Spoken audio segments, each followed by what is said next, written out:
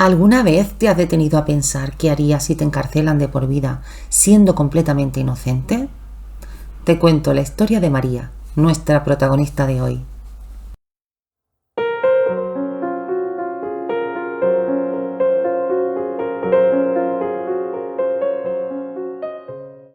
María Antonia vivía en Sauce, en Argentina, y sus dos hermanas en Arequito, por lo que ella viajaba con frecuencia a visitarlas.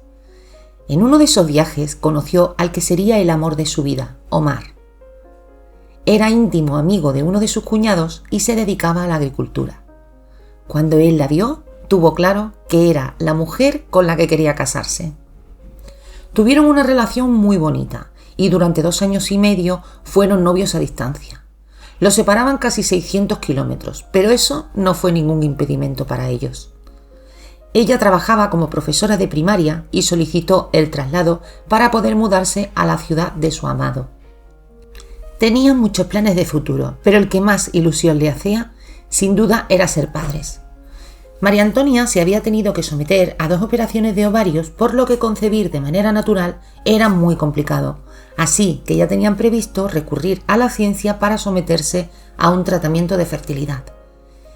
Incluso, si así no consiguieran su objetivo de tener un bebé, tenían pensado adoptar uno. Se casaron el 10 de julio de 2004, cuando ella tenía 35 años. Fue, sin duda, el día más feliz de sus vidas. El futuro que tenían por delante era maravilloso y pronto ampliarían la familia. No podían estar más contentos. En febrero de 2005, María Antonia sufrió un duro golpe. Su madre falleció y ella y sus hermanas se unieron más que nunca. Una semana más tarde, la noche del sábado 6 de febrero de 2005, Omar y María Antonia fueron a casa de una de las hermanas de ella a cenar. Les apetecía estar juntos en familia en esos momentos tan delicados. Cuando terminaron de cenar, se despidieron y se marcharon en coche a su casa. Omar acostumbraba a dejar a María Antonia en la puerta de la casa, ella entraba y él continuaba el camino apenas 2 calles más adelante para dejar el coche en el garaje de sus padres. Luego volvía andando a casa. Esa noche, al entrar ella sola en la casa, se llevó el susto de su vida al encontrarse a un hombre armado y encapuchado dentro. Cuando entró, vio algo extraño. Estaba la puerta que daba al pasillo de los dormitorios entrecerrada y ellos siempre la dejaban abierta. Se acercó y allí encontró al hombre. Tenía barba y los ojos muy azules. Para María Antonia no era ningún desconocido. Reconoció sus ojos y su voz y lo llamó por su apodo. Le dijo: «Eres Pirulo». Era un cuñado de Omar. El intruso solo le decía: «¿Dónde está el dinero?». Ella sabía perfectamente a qué dinero se refería, una cantidad que Omar tenía reservada para comprar un nuevo tractor. Sin embargo, no la tenían en casa, porque cuando fueron a retirarla del banco unos días antes, el empleado de la sucursal le aconsejó que no lo hicieran, porque últimamente estaba habiendo muchos episodios de robos con violencia. La situación era delicada en su ciudad.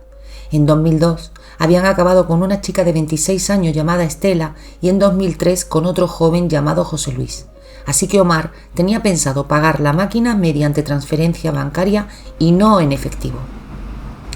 Ese mismo sábado por la mañana habían atracado una oficina y eran continuas las protestas de los vecinos para que la policía actuase con más fuerza. Para calmar los nervios del tipo, ella le dijo que tenía algo de dinero en un mueble y se lo dio.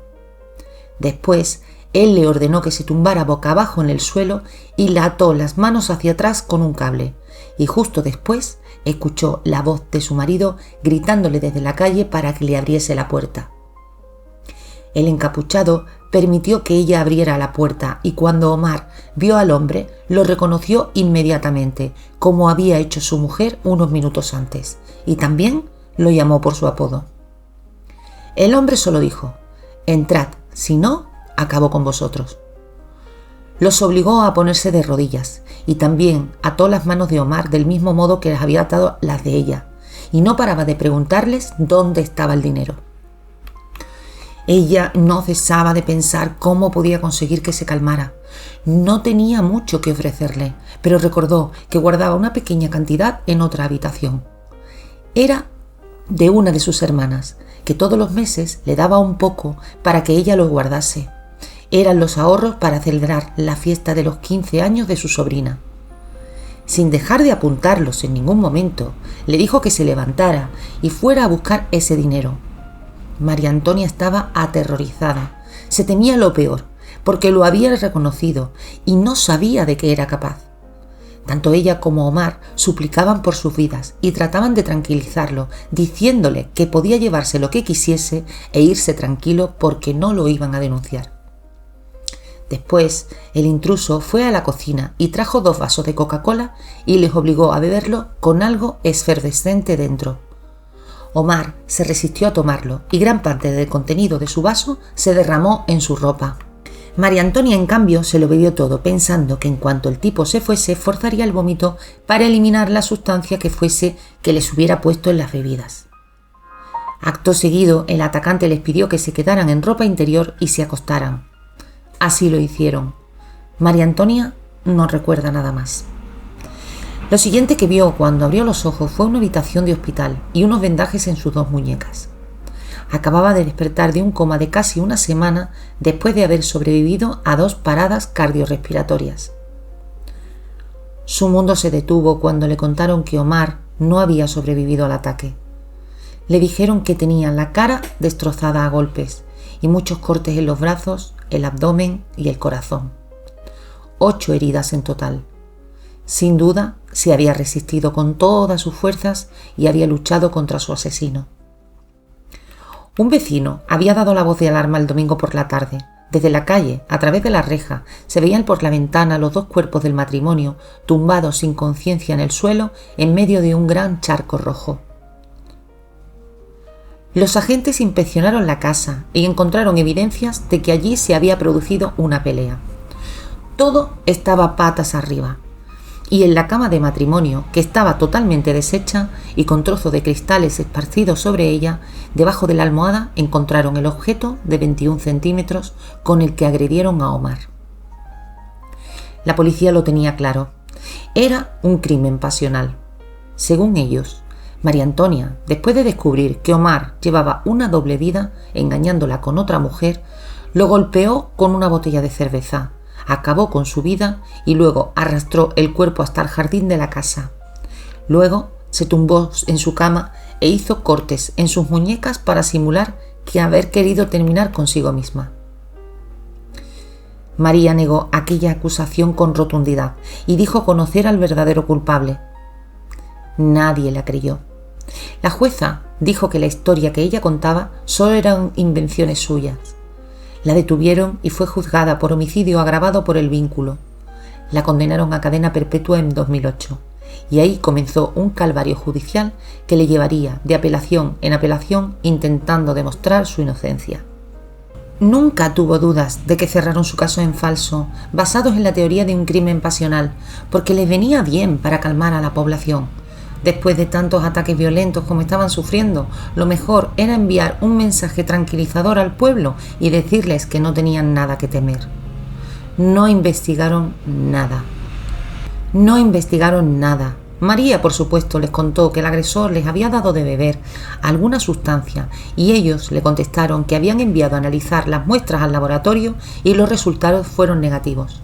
Sin embargo, en el juicio declararon no haber enviado a analizar nada. No hubo testigos en el juzgado que declararan que María podía haber tenido algún motivo para acabar con la vida de su esposo tan solo 7 meses después de la boda. Según cuenta ella, toda la investigación fue un desastre. De hecho, la cinta que acordona la escena del crimen, que en este caso fue su casa, no fue colocada hasta una semana después de los hechos. Ni siquiera sabe cuántas personas pudieron contaminar la zona entrando y saliendo de allí sin control. Además, un testigo afirmó haber visto al verdadero culpable entrar en la casa llevando consigo una bolsita. Era la misma que María describió y en la que dijo que llevaba la sustancia efervescente. Pero no pudo declarar, porque según María fue amenazado. Le dijeron que si hablaba, acabarían con él. Pasaron los años y María se mantenía con vida gracias a su fe. Solo tenía una idea en la cabeza y era poder demostrar un día su inocencia. Ella estaba presa, pero su familia nunca la soltó de la mano. lucharon lo indecible para encontrar una prueba que pudiera demostrar que María no cometió aquel atroz crimen. 9 años tuvieron que pasar para ello. El informe de su operación por los cortes de sus muñecas, un electromiograma, que es un estudio que estudia el funcionamiento de los nervios. En él se decía que tenía cortes muy profundos en los tendones, venas y flexores de la mano izquierda.